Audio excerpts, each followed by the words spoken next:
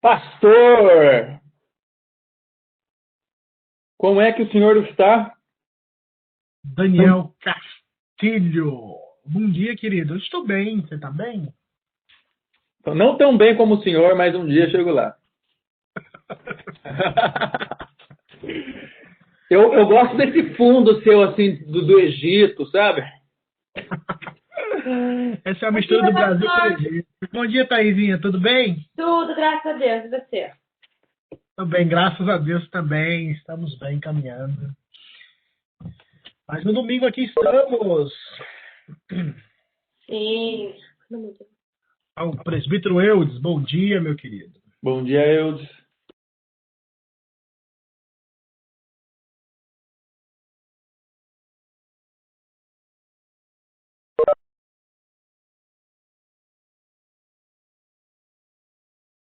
Nós vamos caminhar agora para dentro de casa, né? Vamos falar sobre o Espírito Santo e a teologia reformada.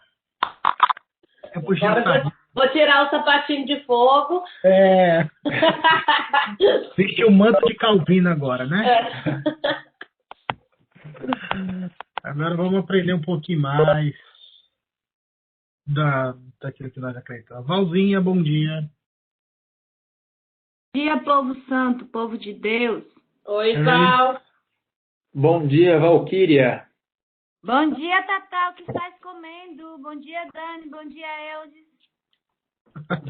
Eu acordo tarde, gente. Domingo. A Valzinha parece maranhense, né? O que estás comendo? É. Olha, aí tá falando. Tô comendo cereal e fruta, Val. Valzinha, Então eu posso falar num termo baiano, o que tu tá comendo, mulher? Agora sim. É um negocinho, né? Assim que fala um negocinho aqui. Eu tô comendo um negocinho. Eu falei igual um amigo meu do Maranhão lá. O que tu estás comendo? Jogando bola uma vez com o Maranhão. Sandroca. Bom dia, Sandra. Irmã Sandra. Bom dia, Sandraca. Eu achei tão legal esse amigo lá do Maranhão falando, né? Ele jogando bola na quadra da igreja. Ele, por que tu não tocaste para mim? Aí eu, como é que é? Eu falei, rapaz, mas que conjugação forte aí que você chegou, viu, meu amigo? Nem no meu auge de quinta série eu cheguei a esse ponto.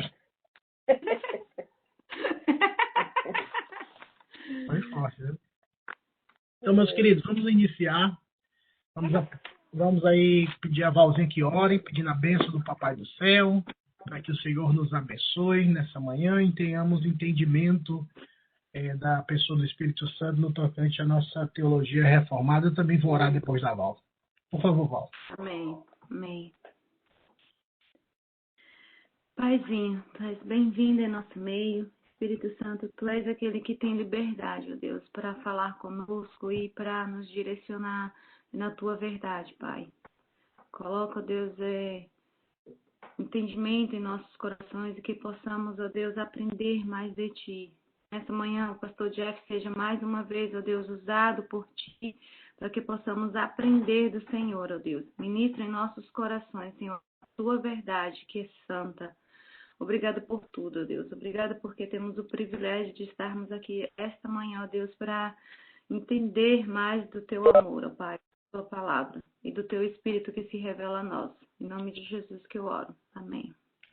Deus, da mesma forma que a tua serva orou, eu oro ao Senhor. Comunica a tua palavra aos nossos corações, que ao lermos, ao ouvirmos e aprendermos da história, da Bíblia, o Senhor gere temor em nossos corações. O Senhor gere quebrantamento em nossos corações para que estejamos diante do Senhor, através de Cristo Jesus, nosso eterno Salvador, com o coração quebrantado e humilde.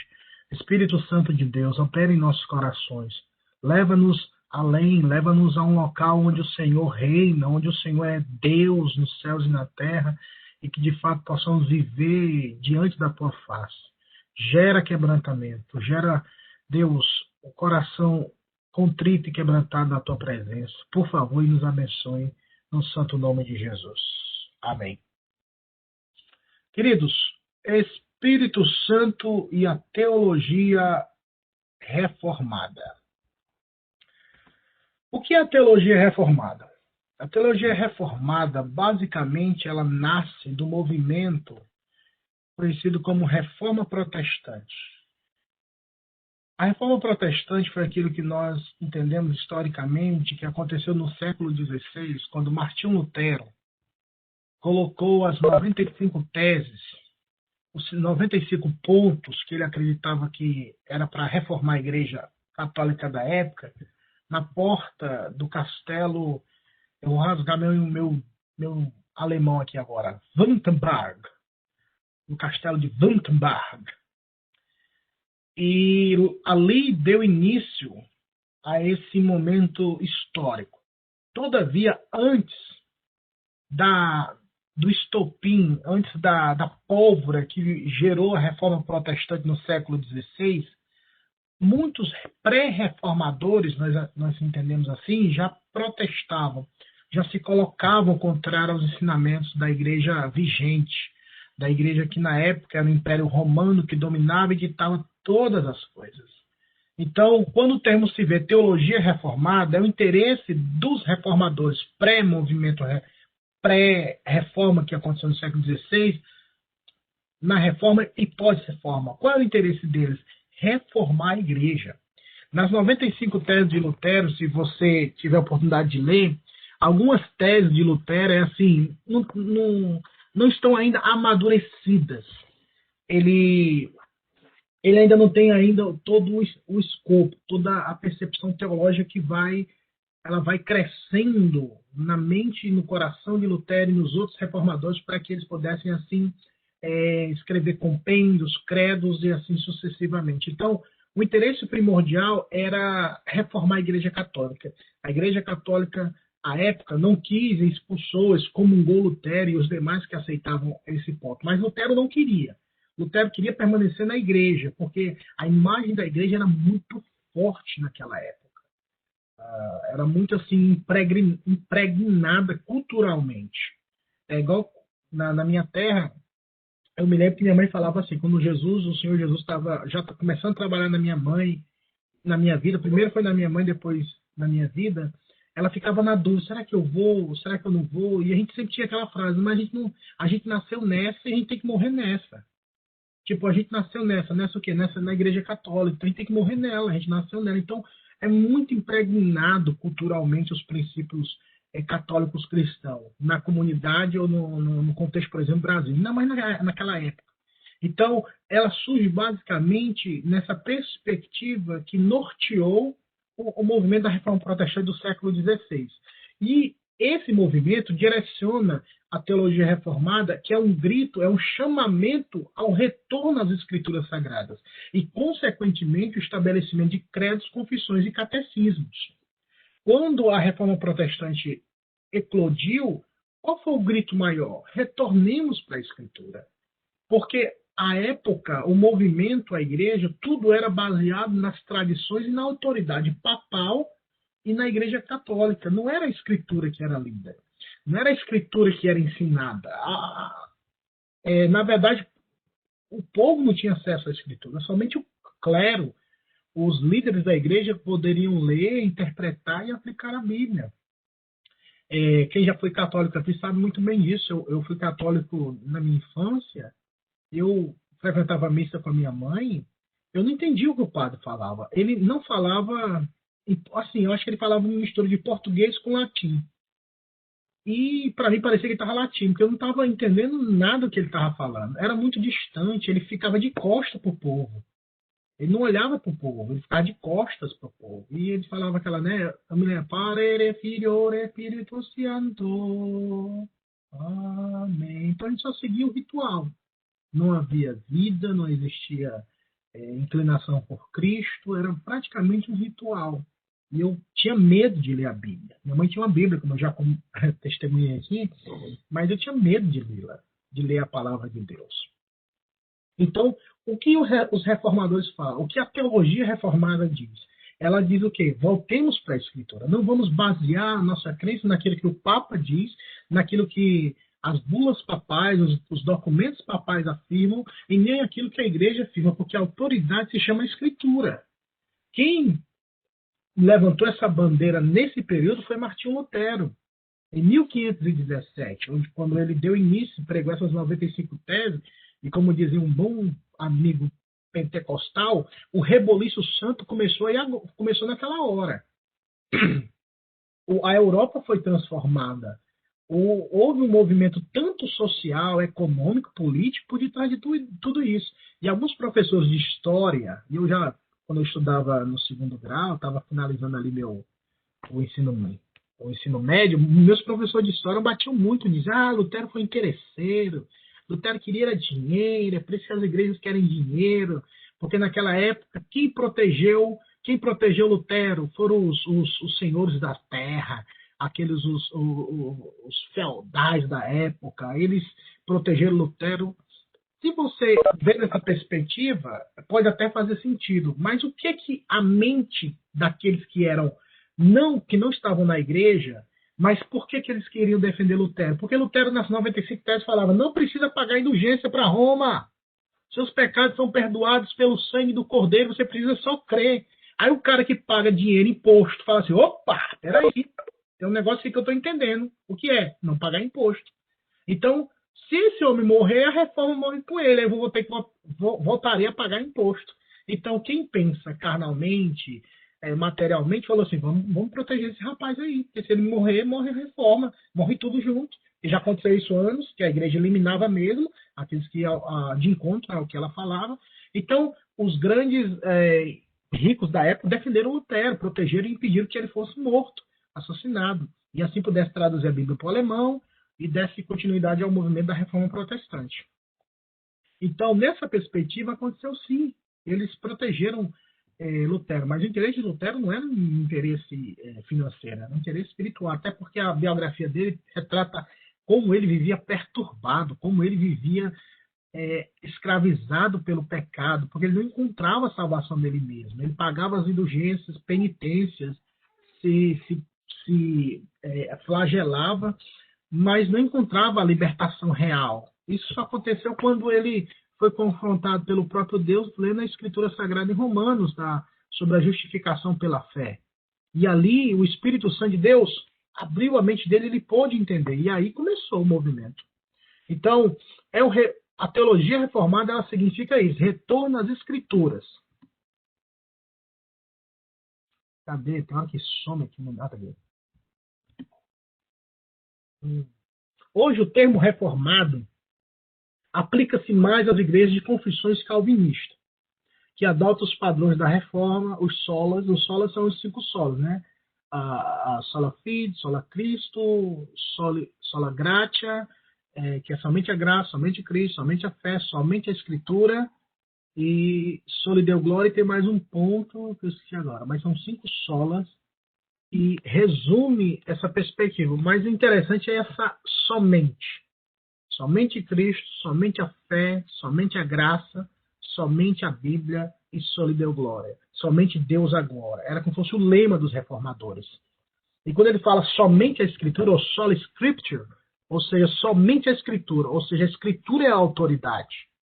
E quando eles adotaram isso, eles estavam num contexto de entender como a salvação se dava. Então, posteriormente, as igrejas se tornaram reformadas, que vieram do desdobramento dessa perspectiva da reforma, e se identificaram como aquelas que aderiram a essa perspectiva da reforma, da soberania de Deus e dos solas. Hoje, se eu falar para você assim: olha, a igreja luterana, por mais que seja liberal, e hoje, infelizmente, a igreja luterana, eu acredito também no Brasil, aqui nos Estados Unidos, sim. A igreja luterana é uma igreja liberal, ela é uma igreja histórica, ela é uma igreja reformada, porque ela vem da reforma protestante. Todavia, ela não sustenta os padrões da reforma da Escritura Sagrada.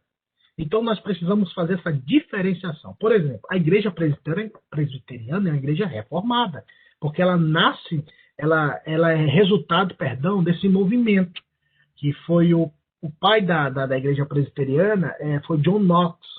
Então, ele estava nesse período da reforma protestante. Então, A igreja presbiteriana hoje é uma igreja reformada. Todavia, tem igrejas presbiterianas hoje que não adotam esses padrões. Elas mantêm o termo presbiteriana ou presbiteriano por causa do governo, mas não sustentam mais esses padrões. Então, historicamente, no nome, mas teologicamente, liberais. Então, é só para que vocês entendam essa diferenciação das igrejas reformadas, que nem toda igreja reformada é calvinista, mas toda igreja calvinista é uma igreja reformada. Por que uma igreja calvinista? Aqueles padrões que nós cremos sobre a soberania de Deus na salvação, a predestinação, o governo do Senhor e, consequentemente, os símbolos de fé, que são as confissões, os credos e os catecismos. Então, é todo esse conjunto. Eu estou dando esse preâmbulo histórico para a gente entender e chegar ao ponto como os reformadores viram a pessoa do Espírito Santo e nós também vemos nos dias de hoje. Algumas são igrejas históricas, mas não sustentam a teologia reformada na sua essência, como eu falei. Todas as igrejas que são realmente reformadas em sua teologia confessam e creem no Espírito Santo segundo as Escrituras. Isso é importantíssimo nós focarmos. Nós cremos no Espírito Santo, mas segundo as Escrituras. Alguns criticam a teologia reformada, isso desde o berço e até os dias de hoje, por não darem ênfase na pessoa do Espírito Santo. Sempre eu gosto de entender o background, né? A gente sempre entender o contexto histórico de cada um. Nós somos muito rápidos a julgar. E a gente não se importa também, não, com a vida de ninguém. Às vezes é complicado. Se eu começar a falar agora, eu vou começar o momento de confissões de um pastor. Porque é difícil nós entender como hoje ninguém se importa mais com ninguém. O pastor, você tem algum livro para indicar com relação à teologia da reformada, do Calvino, alguma coisa? Isso. Parece que nós estávamos no mesmo espírito, Daniel. Eu separei uma página aqui e eu falo igual a Valzinha. Deus está movendo aqui, viu? Eu separei 3 livros aqui que eu vou mostrar e é de Deus. Falei igual, irmão, não é de Deus, viu, que você falou? Eu só confirmo o que eu fiz, entendeu? Já eu vou indicar para vocês que 3 livros. Eu vou começar a indicar livros que auxiliam também para que vocês se aprofundem mais nesse assunto. Então, alguns criticam porque nós não damos ênfase na pessoa do Espírito Santo. Vamos entender rapidamente o contexto da reforma. Qual era o contexto da reforma? Contexto de salvação. Como você é salvo? Pelas obras. Era isso que regia o movimento da reforma protestante, ou o contexto da reforma protestante do século XVI. A salvação era por obras. E pessoas viviam escravizadas pelo Império Romano porque necessitavam do perdão e da salvação, que eles temiam a condenação do inferno. Então eles buscavam desesperadamente por salvação. Como? Pagando indulgências a Roma, as moedas, ou tirando almas dos seus entes queridos do purgatório, através das penitências, através das ofertas para o papado. Então aquilo escravizava todos aqueles que aderiram à religião, que no caso era obrigada, do catolicismo romano na época. Daí vem aquele período chamado Idade das Trevas, ou Era das Trevas, que aconteceu antes, mas onde se estabeleceu horrores, filosofias, ensinamentos que não estão na Bíblia, mas que vieram de revelações, que vieram de mentalidade papal, como o purgatório, como teorias que todo canhoto, todo mundo que tem a mão esquerda como escreve ou defende, é do capeta. Então, assim, são caça às bruxas na época, mulheres, e por aí vai. Infelizmente, as piores aberrações que surgiram do coração humano. E como disse o próprio texto da palavra de Deus em Jeremias, perverso e corruptamente perverso é o coração mais do que todas as coisas. Quem o conhecerá? Então, o coração humano, irmãos, se o Espírito de Deus não regenerar e se a graça comum de Deus não refrear ou frear a ação pecaminosa do ser humano, a terra viraria um inferno visivelmente, porque nós somos potencialmente maus. Existe maus, né? Maus, né? Ou mal, né? Somos assim elevados ao quadrado, mas se não fosse a graça do Senhor que refreia, que segura, como se fosse aquele segurando o cavalo pela rédea, o mundo seria tão difícil. Seria um negócio inacreditável. Então, qual era o contexto? Salvação. Porque Espírito Santo, a pessoa de Deus, a pessoa de Cristo e a palavra de Deus era aceita, sem nenhum problema. Agora, a interpretação era equivocada na época. Por isso que não foi dado tanta ênfase em certos pontos. Você vê na Reforma Protestante, o teor principal é salvação. Quando a gente fala de calvinismo, sinceramente, a gente só fala de salvação. Apesar que o calvinismo, ou a doutrina que João Calvino escreveu baseando-se na Bíblia, ela aborda outras áreas da vida, porque o nosso calvinista no contexto brasileiro, ele se limita aos 5 pontos. Mas Calvino e os outros reformadores escreveram e aplicaram a Bíblia na vida cotidiana. Saúde pública. Em Genebra, Calvino, usado por Deus, fez uma reforma que ele aplicou a Bíblia em várias áreas da vida. Então, nosso contexto é muito limitado aos 5 pontos. Então, a gente precisa mergulhar mais naquilo que acreditamos. Por isso que a ênfase no Espírito Santo não foi dada tanta. Porque eles acreditavam. E o movimento pentecostal que hoje existe, naquela época não existia, irmãos. Não existiam falar em línguas, não existiam profecias, apesar das revelações, ou até mesmo das visões, mas não existia um movimento como nós entendemos hoje. Por isso não há necessidade. Porque quando eles falavam assim, a Escritura que diz, eles acreditavam também que quem abriu o entendimento para entender a Escritura é o próprio Deus, através do seu Espírito. Então, era uma questão que não havia... não precisava negociar esse ponto. Todos acreditavam na pessoa do Espírito Santo. Na teologia reformada havia o reconhecimento da ação do Espírito Santo. Mas nas áreas da teologia como regeneração, santificação, os meios de graça e outras que são atreladas à salvação, os reformadores eram unânimes. Sexta-feira passada eu estava com os adolescentes e eu estou trabalhando com eles a ordem da salvação, para que eles entendam o que é a salvação e se eles são salvos. E a gente estava trabalhando a questão da regeneração. E o agente da regeneração é o Espírito Santo. A fonte é Jesus Cristo, o Espírito Santo é o agente que aplica, e a palavra de Deus é o instrumento que leva essa salvação aos pecadores quando eles escutam a palavra de Deus. Então, o Espírito Santo é a pessoa, isso era inquestionável no meio dos reformadores. Essa ação do Espírito Santo em regenerar. E tendo o contexto da salvação, como eles entendiam a salvação? Os passos que foram dados, da ordem da salvação, o decreto de Deus, Deus escolheu o seu povo. Segundo, como é que ele chama o seu povo? Através da pregação. Quando a pregação existe, a pregação do Evangelho, o Espírito Santo está atrelado a essa pregação bendita, que ao pecador, quando o pecador escuta a mensagem do Evangelho, o Espírito Santo gera vida. Não é que o Espírito Santo chama e a pessoa responde. Quando a pessoa responder, é porque o Espírito Santo já transformou dentro. O Espírito Santo já tocou dentro, o Espírito Santo já trabalhou dentro, o Espírito Santo já regenerou. Porque não responderá ao chamado de Deus aquele que não foi regenerado. Então, os reformadores categoricamente afirmavam e acreditavam na pessoa do Espírito Santo. E até mesmo eles vinham da herança agostiniana, eles vinham da herança do credo dos apóstolos, que nós vamos ler, onde se diz no credo apostólico, eu creio no Espírito Santo. No credo apostólico não existe a explicação sobre a divindade, a primeira, a segunda, a terceira pessoa. Depois os concílios trataram sobre isso, porque os apóstolos partiam do pressuposto que essa é a verdade, não tem o que ficar estudando, não. Jesus é Deus e acabou-se. É como o livro do Gênesis, irmãos. Deus não se preocupa em mostrar, em falar quem ele é, de onde é que ele veio, por que ele está.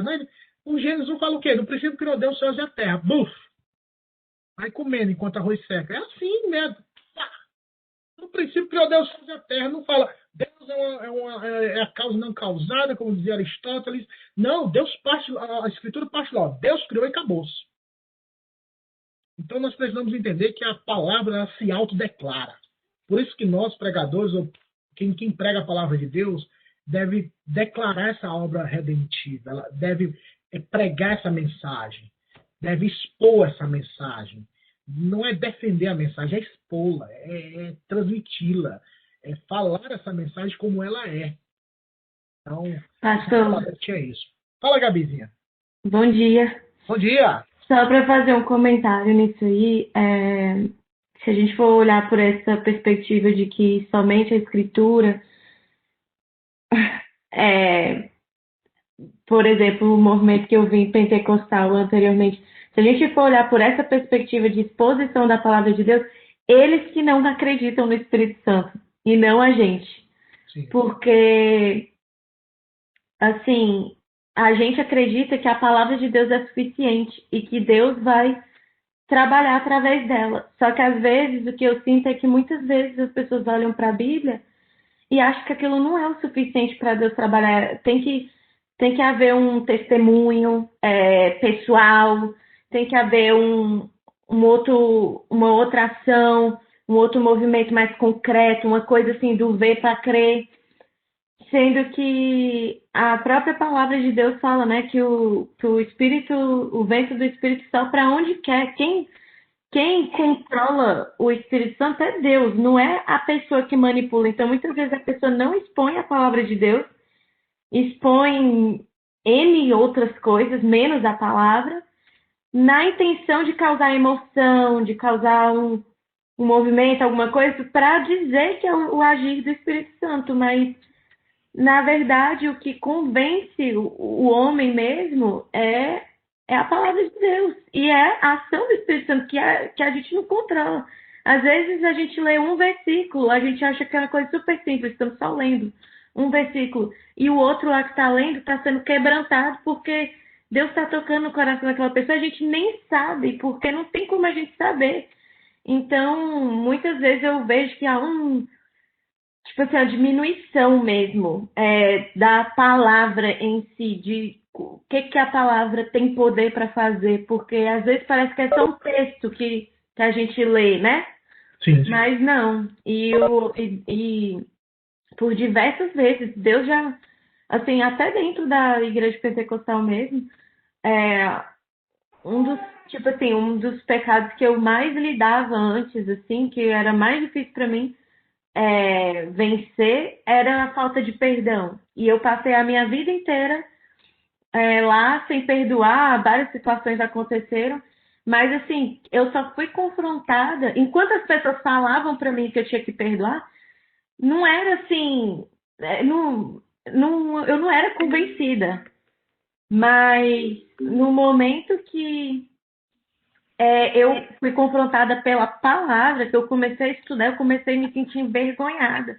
Comecei realmente a sentir que eu tinha que tomar aquela atitude. Então, muitas vezes as pessoas desmerecem o poder da palavra mesmo, sabe? É verdade. E Gabi, eu acho isso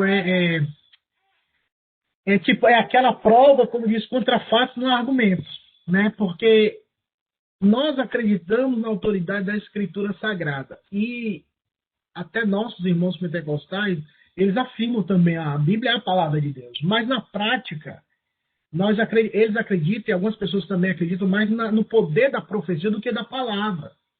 Certa vez eu confrontei um querido irmão em Fortaleza que ele tinha recebido uma profecia e quando ele falou que eu vou falar, me fala como foi isso, me explica aí. E ele falou, e o profeta falou isso. Eu falei, mas isso vai de encontro, né? A Escritura Sagrada. Eu abri a Bíblia Sagrada, mostrei os versos que era contrário ao texto sagrado. Aí ele falou assim, mas Deus usou o profeta. Tipo, ele contrastou, ele falou, mas Deus usou o profeta, Jeff. Mas eu falei, a autoridade da Escritura é suprema, qualquer profecia, qualquer profeta. Eu fui lá para 1 Coríntios 14, falando que os profetas devem estar, né, submissos, os profetas têm que ter essa ordem da essência, que o espírito dos profetas estão sujeitos aos profetas. Então, não pode haver jamais uma contradição. Aí vai lá para aquela passagem lá em Deuteronômio, que fala que muitas vezes as pessoas profetizam, mas se não se cumprir, mas mesmo se cumprindo e falando vamos até outros deuses, amaldiçoe porque está pregando rebelião. Então, até a própria Escritura Sagrada já nos previne dessas realidades tão subjetivas. E a Reforma Protestante teve esse interesse, porque já chegava, já bastava. O Papa e os concílios estão estabelecendo rituais, estão estabelecendo padrões, estão estabelecendo caminhos que não estão na Escritura Sagrada. O perdão não é pago, o perdão já foi pago na cruz. Eu não preciso pagar através das indulgências, através das ofertas, através do dinheiro o meu perdão. Eu não preciso depositar num gasofilácio lá. E quantas vezes a moeda pula, é quantas almas pulam do purgatório, saindo desse limbo e entrando no paraíso. Então, quando a pessoa ela não tem conhecimento da Escritura Sagrada, ela se torna refém. Por isso que muitas vezes as pessoas no contexto, por exemplo, nosso brasileiro, elas são pessoas mais místicas, elas têm medo se aparece, sei lá, um pai de santo, um pastor, um padre. Elas ficam com medo porque elas não têm conhecimento da Escritura e ficam refém ao discurso daquela pessoa, que usa um vocabulário religioso e algumas colocações que a pessoa fica amedrontada. E isso gera medo, aprisionamento, muitas vezes até depressão. Por quê? Porque essas pessoas, infelizmente, elas sabem como manipular as pessoas. Elas sabem como amedrontar as pessoas, criar aquela estrutura de medo. Né? Quantas vezes eu fui confrontar pastores, só eu e ele, e às vezes ele me intimidava, olha, cuidado, viu? Quem se levantou contra mim morreu já. Recentemente um aí teve câncer na boca, teve câncer na garganta porque falou mal de mim. Então eu colocava e falei, meu irmão, se eu morrer eu vou pro céu, meu irmão. Não tenho crente ter medo de morrer, eu vou me encontrar com o meu Senhor, o amado da minha vida. Cuidado, que teve um aí que falou de mim e foi viajar aí, bateu o carro, quebrou as pernas, viu? Só tô te avisando. Aí, tipo, são ameaças. E quem não tem uma estrutura bíblica amadurecida, a pessoa vê um negócio dele e fala, ai meu Deus, desculpa, pastor, desculpa, viu? Eu não quero morrer não, não quero morrer não. E, infelizmente, esse é o contexto, vocês entendem o que eu estou falando. Então, nós precisamos ter muito cuidado e priorizar a Escritura. Lutero foi convocado a retratar, irmãos. A história fala que ele foi chamado diante do concílio para que ele retratasse de todas as afirmações. Ele foi, como diz no Ceará, ele foi macho o suficiente, falou assim, olha, se vocês não me provarem através das Escrituras que eu estou errado, eu não vou me retratar e que Deus me ajude. Então, meu irmão, nós precisamos ser fiéis à Escritura Sagrada. Tá bom? Depois eu vou, só pegando aqui um gancho, eu vou também indicar alguns livros aqui que foram indicados, quando chegar lá na parte dos livros. Tá bom, Daniel? Só para acrescentar, receber mais indicações que vão ajudar maravilhosamente em nosso conhecimento sobre a pessoa do Espírito Santo e Espírito da Reforma. Então, entendamos esse contexto, tá bom? O contexto maior era a salvação. O debate maior era sobre a salvação. Por isso que o tema da justificação pela fé é fortíssimo na Reforma Protestante. Porque não são por obras, mas pela fé em Jesus Cristo, como diz a Escritura Sagrada. Isso não quer dizer que os reformadores não acreditavam ou não criam no poder e na ação do Espírito Santo. Eles criam e afirmavam. E isso acontecia através da Escritura Sagrada, segundo a palavra de Deus. As igrejas reformadas, e aí nós precisamos entender uma coisa interessante. O desdobramento no período da Reforma Protestante formulou esse conjunto que nós acreditamos hoje como igreja presbiteriana. A teologia da teologia reformada, a soberania de Deus e a formação dessas igrejas locais baseando naquilo que nós acreditamos, através dos credos, das confissões, historicamente falando, na doutrina dos apóstolos. Nós cremos no Espírito Santo, irmão. Deixar isso bem claro. Nós, presbiterianos, cremos no Espírito Santo. Sem o Espírito Santo não há pregação. Sem o Espírito Santo não há formação de igreja. Sem o Espírito Santo não há conversões. Sem o Espírito Santo não há poder, amor, perdão. Não há. Em nenhum momento. Porque o Espírito Santo é o agente. Em Gênesis capítulo 1 fala que o Espírito de Deus pairava sobre a face do abismo. O Espírito Santo está do livro do Gênesis ao livro do Apocalipse, atrelado à pessoa do Espírito Santo, a ação dele, o mover dele e vários fatores que nós vamos ler agora rapidamente. Nós entendemos a missão do Espírito e sua ação de acordo às Escrituras. Esse é o ponto nevrálgico. Ou seja, nós acreditamos sim, mas de acordo com as Escrituras. Não é aquilo que eu acho, eu penso, eu sinto, eu percebi, eu sonhei, eu vi. Não. É de acordo às Escrituras, porque nós queremos viver nesse padrão. A Escritura é a autoridade suprema. Pode ser filho do Papa, pode ser filho do presidente, pode ser qualquer pessoa, independentemente disso. Nós respeitaremos, nós teremos a consideração, como a Escritura própria ensina, que nós devemos respeitar as autoridades, mas de maneira nenhuma nós devemos negar a Escritura Sagrada diante desses fatores. Então, Sejamos fiéis à palavra de Deus. Sejamos servos da palavra. Para isso é que nós somos chamados. Então, como é de costume, vamos fazer nossa maratona bíblica. Primeiro de tudo, nós precisamos entender que o Espírito Santo de Deus, através da Escritura, ele traz vida aos que estão mortos. Eu vou pedir para o Daniel Castilho abrir em João, capítulo 3, versículo 3 a 8. E, Gabi, por favor, Gabi, lê para mim Tito 3:5. Antes de vocês lerem, eu quero só falar rapidamente sobre Ezequiel 37. Ezequiel 37, se não me falha a memória, é a visão do Vale de Ossos Secos. É um texto longo, mas com certeza vocês já ouviram falar dele. Mas nós iremos ler João 3, do 3 ao 8, e Tito 3:5. Ezequiel 37, Deus fala da nação de Israel e podemos aplicar também aqueles que não têm vida em Cristo, que eram ossos secos, sem vida. E Deus pergunta a Ezequiel, Ezequiel, poderão reviver esses ossos? Ezequiel, sabe o que Ezequiel fala? Se for no dia de hoje, Ezequiel fala, eu profetizo, Senhor. Não. Ezequiel fala, Senhor Jeová, tu é quem sabes.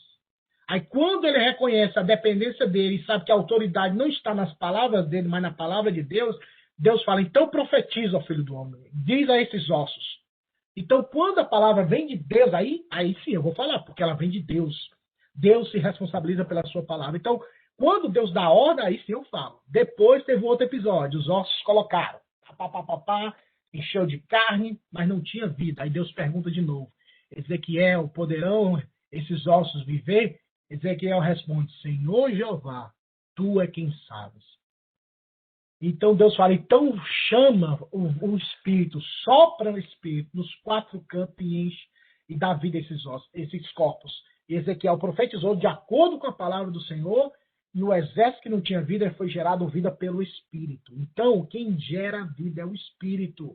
Quem dá vida é o Espírito. E no Novo Testamento, Jesus fala com um líder de Israel, que o Daniel vai ler, que ele não entendia o que era a regeneração, o que era o nascer de novo. Ele pensou racionalmente, ele pensou humanamente. Eu posso voltar por ventre de minha mãe? Isso é bem nordestinamente, viu? Mas ele falou de outro jeito. Eu posso voltar por ventre de minha mãe? Como é que é esse negócio? Isso não funciona, não. Aí o que o Senhor Jesus fala para ele, Daniel, do capítulo 3, versículo 3 a 8. Por favor. A isso respondeu Jesus, em verdade te digo, que se alguém não nascer de novo, não pode ver o reino de Deus. Perguntou-lhe Nicodemos, como pode um homem nascer sendo velho? Pode, porventura, voltar ao ventre materno e nascer segunda vez? Respondeu Jesus, em verdade te digo, quem não nascer da água e do Espírito não pode entrar no reino de Deus. O que é nascido da carne é carne, e o que é nascido do Espírito é Espírito. Não te admires de eu te dizer, importa-vos nascer de novo? O vento sopra onde quer, ouves a sua voz, mas não sabes de onde vem, nem para onde vai. Assim é todo o que é nascido do Espírito. Muitas pessoas pegam essa passagem para falar de missões ou de Deus levar para algum lugar. Fala, irmão, o vento sopra, Deus quer te levar daqui para ali, ele te leva. Claro que essa sentença ela é bíblica no sentido de que Deus é soberano e pode levar uma pessoa para um lado para o outro, que ele é Deus. Mas usar esse versículo seria equivocado, porque esse versículo, o versículo 8, o vento sopra onde quer, está mostrando que a ação é do Espírito Santo. O vento sopra para onde quer, ou seja, a ação de regenerar, a ação de dar vida é do Espírito. Porque não dá para o ser humano mudar. Jesus fala para Nicodemos, carne é carne, espírito é espírito. Não dá para transformar, ou estes autos se transformarem. O que é nascido da carne é carne, o que é nascido do espírito é espírito. Se não houver essa ação do Espírito de Deus, de regenerar e de gerar vida, não haverá salvação. É o Espírito que gera. Então nós, como presbiterianos reformados, calvinistas, nós cremos no poder do Espírito Santo. Por isso que pregamos a palavra, por isso que nos reunimos, por isso que citamos a Bíblia, porque a Bíblia é que gera vida. Porque a Bíblia é a palavra de Deus e a ação do Espírito Santo. Aí eu não sei te explicar isso racionalmente, mas parece que está assim atrelado. A mensagem do Evangelho com o Espírito Santo, vai todo mundo junto lá num poder lá e entra no coração da pessoa de forma sobrenatural e gera vida naqueles que pertencem ao Senhor. Vamos lá para Tito 3,5, Gabi. Por favor, Gabi. Não por obras de justiça praticadas por nós, mas segundo sua misericórdia. Ele nos salvou mediante o lavar regenerador e renovador do Espírito Santo. Perceba a ação do Espírito Santo, não foi por obras. E isso os reformadores levantaram essa bandeira, não é por obras, não é pelo que fazemos. Isso não quer dizer que a gente vai viver desbanguelado. Isso não quer dizer que a gente vai viver desorientados. Que a gente vai viver, eu vou pecar mesmo porque eu nasci assim, cresci assim, vou morrer assim, você vai para o inferno assim. Porque o Espírito Santo muda, irmãos. O Espírito Santo transforma. Chega de defendermos e racionalizarmos os nossos pecados, irmãos. É hora de reconhecermos a Escritura quando diz que se Ele regenerou a nossa vida, nós mudaremos, teremos atitudes diferentes. Não seremos perfeitos, mas nós buscaremos a santidade. Nós buscaremos o temor do Senhor. Nós iremos brilhar como a luz da aurora, que vai brilhando mais e mais e mais. É como diz Paulo em 2 Coríntios, de glória em glória, na mesma imagem. É um progresso, uma progressão à maturidade com Cristo. Não é uma vida. Por isso que nós, calvinistas e presbiterianos, somos criticados. O ímpio ali, da igreja presbiteriana, diz que é salvo, está lá na boate. Diz que é salvo, está ali. Isso já aconteceu, infelizmente. Tem pessoas que fazem isso, para nossa vergonha. Tem nossos irmãos presbiterianos que vivem uma vida desregrada e abre a boca quem diz que é salvo. Vive adulterando, vive se prostituindo e abre a boca e diz que é calvinista, é salvo. Isso é um mau testemunho. Isso só demonstra o quê? Que ele pode ser presbiteriano, que ele pode ser calvinista. Perfeito. Mas mostra, sabe o quê? Que ele não é salvo. Nem todo presbiteriano calvinista vai para o céu porque é presbiteriano calvinista, irmãos. Quem vai para o céu é aquele que foi salvo e regenerado pelo poder do Espírito Santo. Por isso precisamos atentar para isso. Não é pertencer a uma denominação que nos garantirá a salvação. O que nos garante a salvação é o sacrifício de Cristo na cruz. E esse sacrifício aplicado a nós, regenerando como a Gabi leu, o Espírito Santo lavando a nossa vida e nos tornando em novas criaturas, como diz a palavra. E assim quem está em Cristo é nova criatura. As coisas velhas se passaram, diz que tudo se fez novo. Segundo, ele capacita-nos a vivermos uma vida santa. Irmãos, o maior milagre para mim hoje não é sapatear, não é falar em língua estranha, não é pular no mistério, não é nada disso. Para mim, hoje, um dos maiores milagres que nós podemos ver depois da salvação e regeneração é o crente viver uma vida santa. Aí, santa não é aquela coisa de roupa, não é aquela coisa assim, um estereotipo que só tem validade na hora do culto. Na semana a gente vive igual o demônio. Eu estou falando de viver uma vida santa. Na semana, lembrar do Senhor, pensar no Senhor, conhecer o Senhor, pregar o Evangelho. Então, isso, o Espírito Santo de Deus nos deu esse poder para vivermos assim. Querida irmã Sandra, por favor, lê para nós Gálatas 5,17.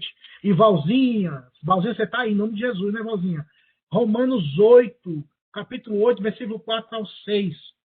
Nós temos o poder do Espírito Santo e as igrejas reformadas, nós confessamos isso, irmãos, que nós temos esse poder para vivermos uma vida santa. Então, Gálatas 5,16. Positivo. Digo, porém, andai no Espírito e jamais satisfareis a concupiscência da carne. Antes da Valzinha ler Romanos 8, 4 ao 6, esse verbo andar, irmãos, no Antigo Testamento e no Novo Testamento, ele é fortíssimo. A cultura hebraica, a perspectiva da língua hebraica sobre andar, ela é forte. Paulo traz isso, porque era um judeu, dessa perspectiva de andar com Deus, estar com Deus. Lembrem-se, essa semana a gente estava na oração, no grupo de oração, eu citei isso rapidamente. Deus chega para Abraão e fala: Abraão, anda na minha presença e ser perfeito. Ou seja, anda comigo, Abraão. Fica perto de mim, cara. Isso, claro, numa versão bem atualizada, viu, irmãos? Fica pertinho de mim, anda comigo. Vamos lanchar junto, vamos dormir aqui, vamos almoçar, vamos acordar juntos, vamos deitar. Vamos viver juntos, Abraão. Lembram-se de Enoque? A Bíblia fala que Enoque foi tomado por Deus. E a Bíblia fala: Enoque andou com Deus. Perceba de novo o verbo andar. E o texto que a irmã Sandra leu fala: andai no Espírito. Ou seja, viva essa realidade. Não seja santo só na hora da igreja. Não seja bonitinho, toda aquela vestimenta sacerdotal só no domingo. Mas se revista de Cristo. Se revista da pessoa dele. E quem faz isso por nós é o Espírito Santo. Por isso, afirmar que sou salvo e não tenho uma vida santa, sinto muito. Você conhece a árvore pelos frutos. Romanos 8, 4, 6, Valzinho, eu estou empolgado hoje. Glória! Romanos 8, 4. A fim de que o preceito da lei se cumprisse em nós, que não andamos segundo a carne, mas segundo o Espírito. Porque os que se inclinam para a carne cogitam das coisas da carne, mas os que inclinam para o espírito das coisas do espírito. Porque o pendor da carne dá para a morte, mas o do espírito para a vida e paz. Não andamos segundo a carne, não quer dizer que a gente é ET, não vive nessa terra, a gente vive nesse mundo, só que o nosso pensamento, a nossa conduta é diferenciada. Se os outros vão roubar, eu não vou roubar. Se os outros vão mentir, eu não vou mentir. Se os outros vão praticar esses princípios que são contrários à palavra de Deus, eu não praticarei. Mas eu não praticarei não é por causa da força que há em mim, mas o Espírito Santo de Deus que capacita-me a viver uma vida santa, meus irmãos. Quanto mais nós negamos a nós mesmos, e a palavra de Cristo para nós é essa: se queres vir após mim, negue-se a si mesmo. Pastor, Tome a cruz e siga-me. é engraçado porque antes de eu me converter, às vezes eu fazia algumas coisas que eu não considerava que era errado, um pecado ou nada do tipo, né? E aí agora, às vezes, você faz alguma coisa e aquilo te incomoda tanto que hoje eu entendo, assim, nessa vivência, o que realmente o Espírito Santo vive dentro da gente, assim, né? É o testemunho interno, como a Escritura Sagrada diz. A Escritura nos ensina, e também nós temos essa santa inclinação que o Espírito Santo constrange a nossa consciência. Você não mais coaduna, você não mais se harmoniza. Irmãos, eu estava assim, claro que eu não quero que os irmãos sejam assim, todo mundo seja igual ao Jeff, jamais, não quero não. Mas cada um tem você vai crescendo, você vai aprendendo, como a Thaisa falou, o exemplo dela. Eu estava assistindo aquele filme do Avengers, agora eu não sei qual era eu não sei qual era mas teve um lá que foi um cara que foi criado lá pelo Homem de Ferro, lá pelo Tony. Aí, que era o cara lá que tinha superpoderes. Como é o nome? Como é o nome dele, Ellen? O Visão. E quando o Visão foi criado, eu não sei se você lembra essa parte, eu estava no cinema lá em Brasília. E o cara perguntou, quem é você ou quem você é? Ele olhou e parou assim, e não falou, ele falou assim, eu sou. Irmão, na hora que ele falou essa palavra, eu olhei para ele e falei, blasfêmia. Gritei no cinema, blasfêmia, porque ele se auto-intitulou como Deus. E é tão fraco, né, esse Deus, que ele morreu depois lá, o Thanos arrancou a cabeça dele lá. Fraco, velho. Mas o termo que eu conheço biblicamente é aplicado ao Senhor. E naquele momento eu gritei blasfêmia, Ellen. E aquilo me incomodou tanto. Então, assim, nós vamos aprendendo a partir do momento que nós nos aproximamos da Escritura e mantemos comunhão com o Senhor. Quando você vê um grupo de irmãos que o irmão usa palavras torpes, como diz a palavra em Efésios 4, usa palavrão, bad word. Não, isso não pode. E a pessoa não pede nem desculpa, perdão, eu vacilei. Não, às vezes tá nem aí, fala e falou e acabou-se. Então a gente vive um tempo difícil, irmãos. A vida santa é necessária nós buscarmos a Deus na Escritura e na palavra. Às vezes eu estava na conversa informal, o povo falava com tanta precisão sobre vinho, sobre cachaça, sobre tanta coisa, e quando a gente fala da Escritura, a pessoa gagueja, não sabe de nada. Tipo, a gente vê que às vezes as pessoas, será que realmente buscam a Deus, são salvas? Não estou dizendo que você não pode aprender outros tópicos, mas parece que a gente tem mais prazer, parece ter mais, como é o nome? Paixão pelas coisas secundárias do que pelas coisas de Deus. Aí quando vai ler uma Bíblia, ou vai orar, ou vai fazer uma coisa para Deus, parece que não está sabendo o que está fazendo. Por quê? Porque não há vida, irmãos. Nossas atitudes revelam quem verdadeiramente nós somos, irmãos. É aquela coisa, se eu chegar e falar assim, olha, por incrível que pareça, eu sei dar salto mortal, eu sei praticar Irmão, eu sei que é meio que impossível acreditar isso, mas eu já fiz ginástica olímpica, viu, irmãos? Eu sou quase um Jeff dos Santos. Eu fiz ginástica olímpica, é sério. E eu estava num acampamento ensinando a menina a dar um mortal. E teve um irmão lá de Brasília que ele olhou assim, fala, é fácil, viu? Fala, é fácil, quer ver você fazer. Você não é bichão? Aí eu olhei para ele assim, aí eu saltei para trás, tirei o mortal, ele ficou olhando, que saiu calado. Então, contra face não é argumento, não. Você tem que mostrar aquilo que você sabe, mas também na prática. Principalmente as coisas de Deus, irmãos. Para que não escutemos, para que jamais venhamos a escutar as palavras do nosso amado Jesus quando ele dirá para aqueles, eu não vos conheço. A apartai-vos de mim. Isso é forte demais. Vamos lá. Ele capacita-nos a pregar. Atos 1:8, nós entendemos. Recebereis poder ao descer sobre vós o Espírito Santo e ser-me-eis testemunhas tanto em Jerusalém, Judéia e Samaria, até os confins da terra. O Espírito Santo, irmãos, é quem capacita. O Espírito Santo é quem abre a boca. O Espírito Santo é quem nos dá prazer, irmãos. Irmãos, para falar as coisas de Deus, é Deus que coloca em nós prazer e disposição, irmãos. Porque senão a gente pregaria igual um padre, como eu escutava, parece que o cara estava desanimado para falar das coisas de Deus. Parece que não tinha força, parece que não fazia parte da vida dele. Eu li um livro sobre comunicação e pregação na época de seminário, aquela palavra eu nunca mais esqueci na minha vida que eu li no livro. Quando ele fala assim, quando você tem algo sobre comunicação, quando você tem algo na sua vida que foi impactante, que foi algo que mexeu com você, que transformou suas estruturas, você não vai olhar no caderninho e falar assim, peraí, deixa eu lembrar aqui, deixa eu olhar nas minhas anotações, qual foi o dia que eu, sei lá, casei, dei o primeiro beijo, ganhei meu carro. Não, você fala com detalhes, porque aquilo foi forte na sua... Você viveu esse momento. Então você descreve com detalhes. Você fala, foi assim, a luz brilhava, o sol e tal. Porque você viveu aquele momento é vivo, uma experiência viva. E quando é o evangelho, tem que ser a mesma realidade, irmão, porque é algo vivo. Isso transformou a nossa vida, irmãos. Então, quando falarmos de Cristo, nós precisamos assim tratar assim como fosse algo empolgante mesmo, não fingir que é empolgante, mas é empolgante, irmãos. Porque nós fomos salvos, irmãos, a gente vai morar no céu. Nós fomos libertos do poder de Satanás, das trevas, e quem fez isso foi o Espírito Santo através da pregação da palavra. Igreja Reformada Presbiteriana, que crê na soberania de Deus, nós cremos que o Espírito Santo de Deus salva através da pregação. E olha só o que Paulo falou lá em 1 Coríntios. Vamos lá, quem não leu ainda? Thaisa, por favor, lê 1 Coríntios capítulo 2, versículo 4 ao 5. E o presbítero Eudes vai ler 1 Coríntios 4:20. Primeira passagem, 1 Coríntios capítulo 2, do versículo 4 ao 5. E a segunda passagem vai ser 1 Coríntios capítulo 4, versículo 20. Por favor, Thaisa e o presbítero Eudes. A minha palavra e a minha pregação não consistiram em linguagem persuasiva de sabedoria, mas em demonstração do Espírito e do poder, para que a vossa fé não se apoiasse em sabedoria humana, e sim no poder de Deus. Amém. 1 Coríntios 4:20.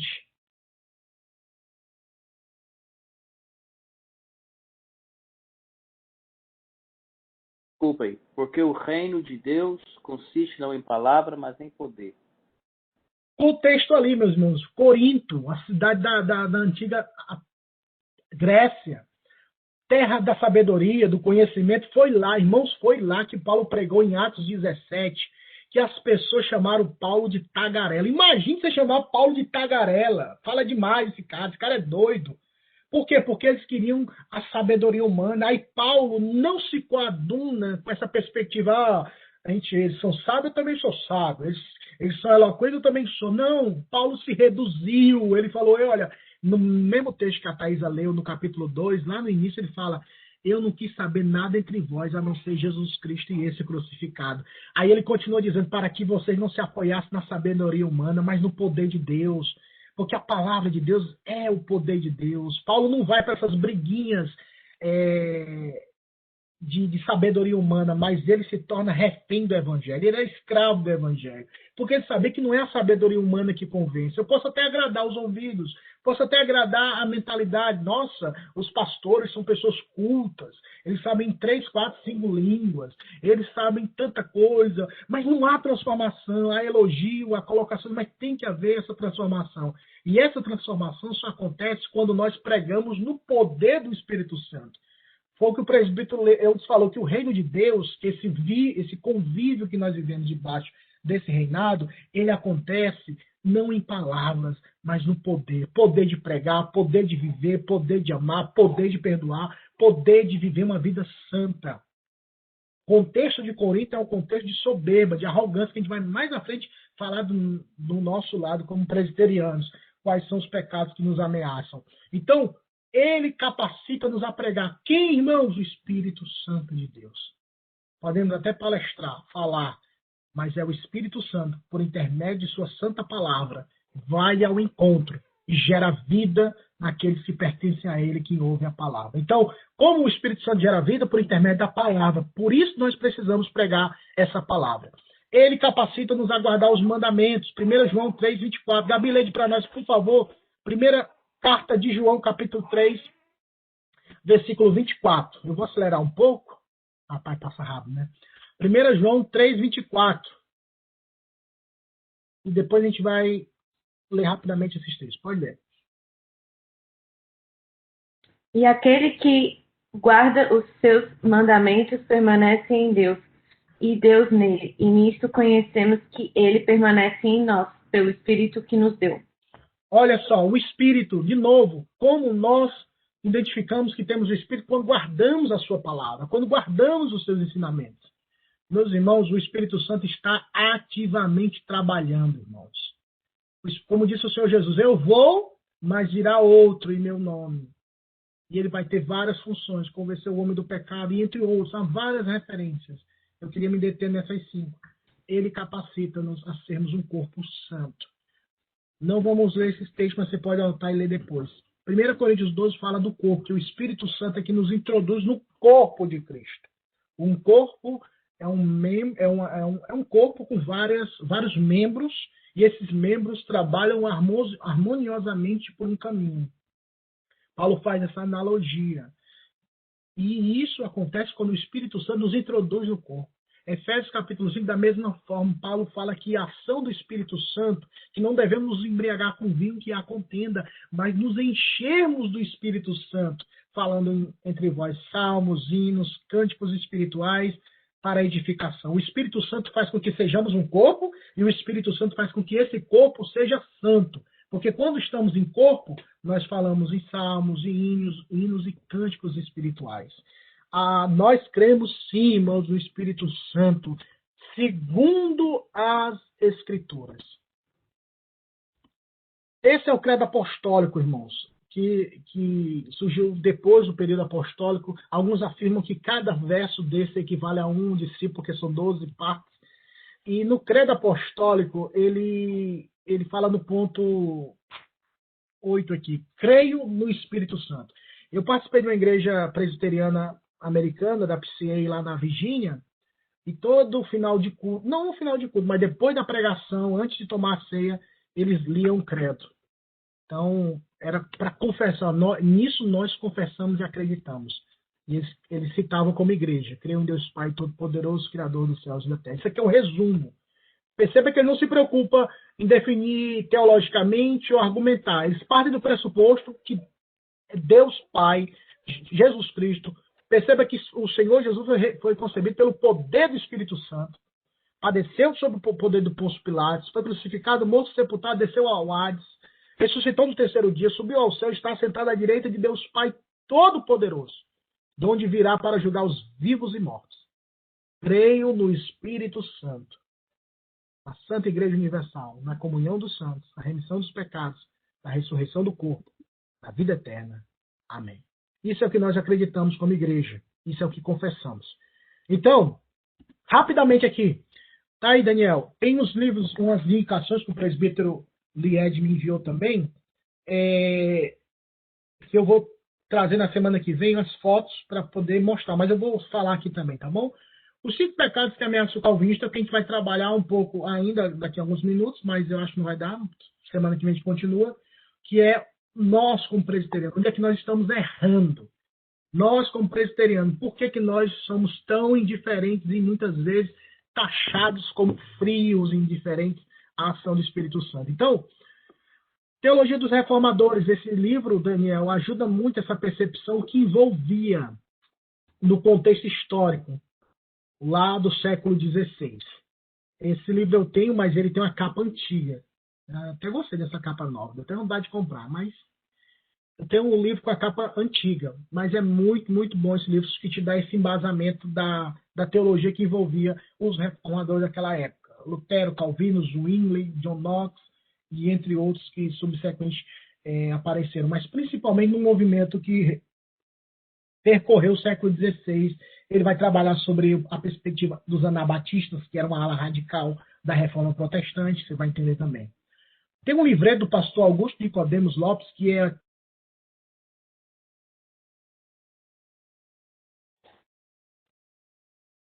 Calvino Tutas. Voltamos? Pastor, você está travando. Opa, agora? Agora parece que melhorou.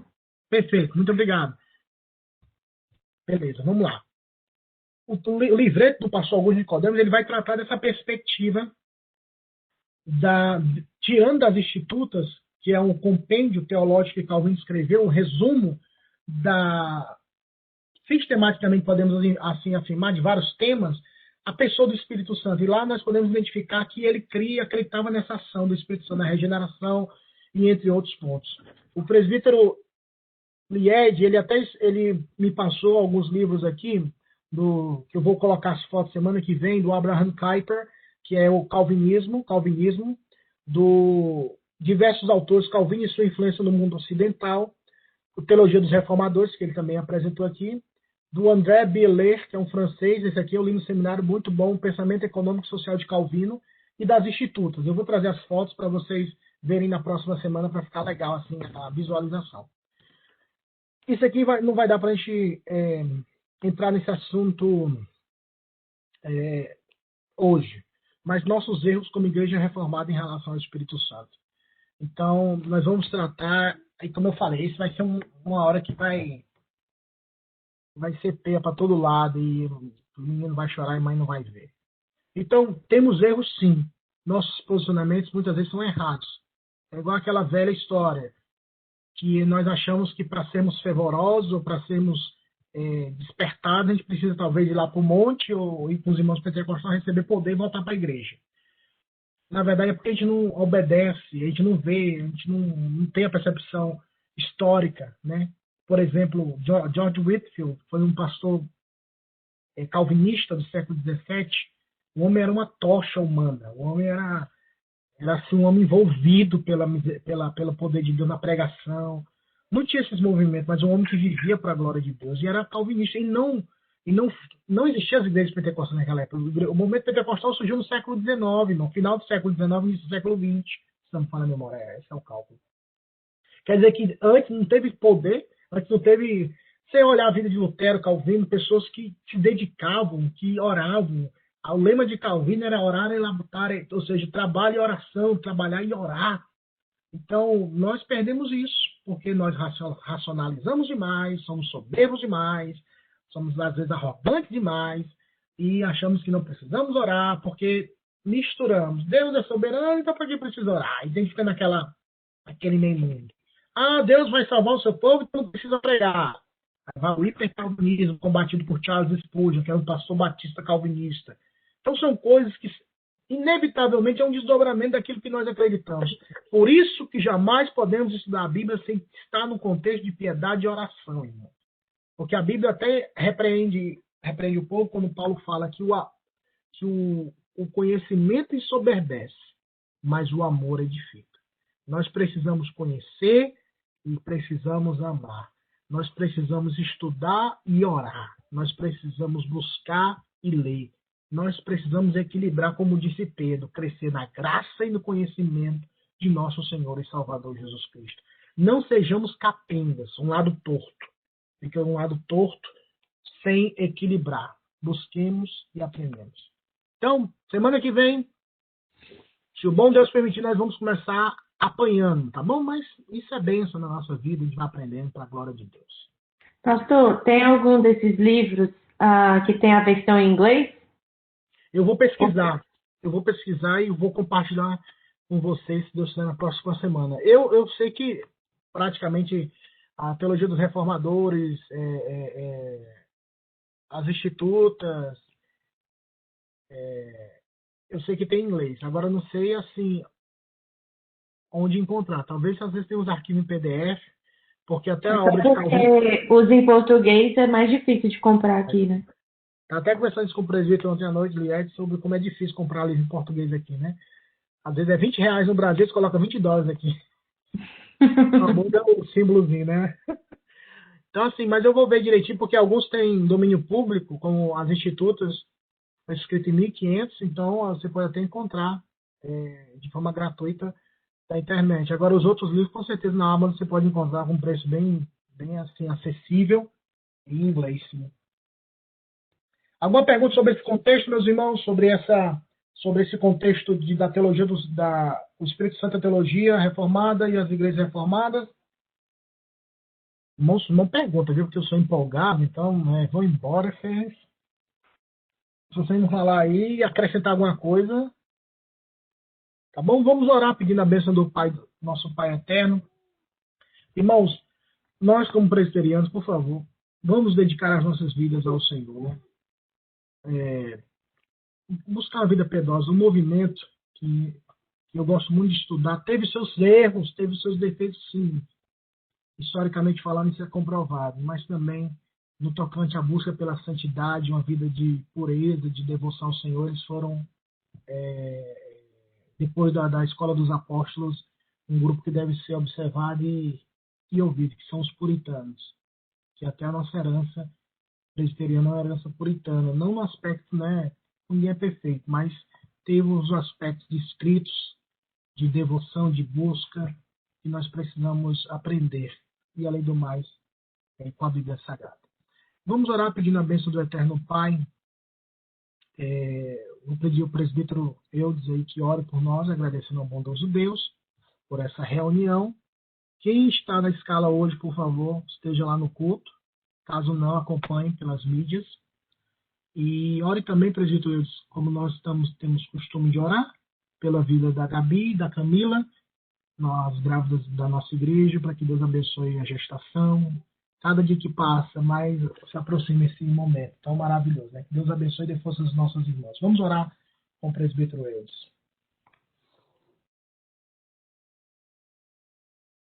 Senhor, obrigado. Obrigado pelo estudo da tua palavra, por esses que estão aqui participando, pelo desejo de aprender. Obrigado pela disponibilidade do reverendo Jefferson de ensinar. Obrigado pelo teu Espírito que habita em nós e que nos capacita a todas essas coisas. Obrigado pela iluminação que Ele nos traz da tua palavra, Senhor. Pedimos que o Senhor cada dia nos encha mais dele. O Senhor nos dê cada dia o desejo de estudarmos a tua palavra, de orarmos, de termos uma vida piedosa para vivermos para a tua glória, Senhor, e sermos luz nesse mundo. Abençoa o culto dessa tarde. Fala o coração povo, e o nome do Senhor seja glorificado. Abençoa as nossas irmãs que estão grávidas também, dá uma gravidez saudável, que os filhos delas nasçam com saúde, ó Deus, e que elas entendam que filhos são herança do Senhor e devem ser criados para viverem para a tua glória. Abençoa essas irmãs então, abençoa esse grupo, continua edificando as nossas vidas. Em nome de Jesus, amém. Amém, amém. Que Deus em Cristo abençoe a todos. Tenham um ótimo domingo. Hoje é dia do Senhor, a feira da alma. Se alimente de Cristo, como dizia John Bunyan. Amém. Fiquem com Deus, queridos. Até mais. Tchau, tchau.